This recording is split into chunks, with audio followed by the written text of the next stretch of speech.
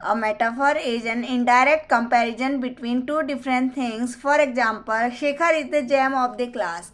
तो मेटाफोर एक figure of speech है जिसमें कि इनडायरेक्ट कंपैरिजन किया जाता है दो डिफरेंट चीज़ों के बीच में.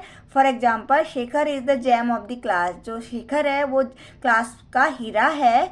तो यहाँ पे शेखर को कंपेयर किया गया है जैम के साथ में. दो डिफरेंट चीज़ों को के बीच में इनडायरेक्ट कंपैरिजन है. What is a simile? A simile makes explicit comparison और direct comparison between two different things. तो सिमली में क्या होता है, दो डिफरेंट चीज़ों के बीच में डायरेक्ट कंपैरिजन होता है using as and like. As और लाइक को यूज़ करके. For example, the cloth is as light as a feather.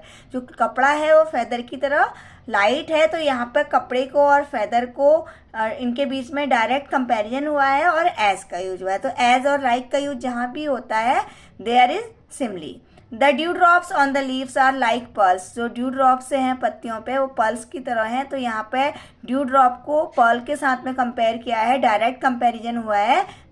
then it is the example of simile. A hyperbole is an exaggeration used to emphasize a point. एक hyperbole क्या है, बढ़ा चढ़ा के किसी बात को क्या कहा जाता है, एग्जरेट करके किसी बात को किया जाता है किसी पॉइंट को जोड़ देने के लिए. For example, the internet has shrunk the world with in the confines of the computer. तो यहाँ पे बोला गया है कि जो इंटरनेट है उसने पूरी दुनिया को कंप्यूटर के अंदर श्रंक कर दिया है. तो ये पॉसिबल है नहीं कि हम पूरी दुनिया को श्रंक कर दें कंप्यूटर के अंदर. तो यहाँ पे ये बात को बढ़ा चढ़ा के कहा गया है, एग्जरेट करके कहा गया है. Then it is the example of hyperbole.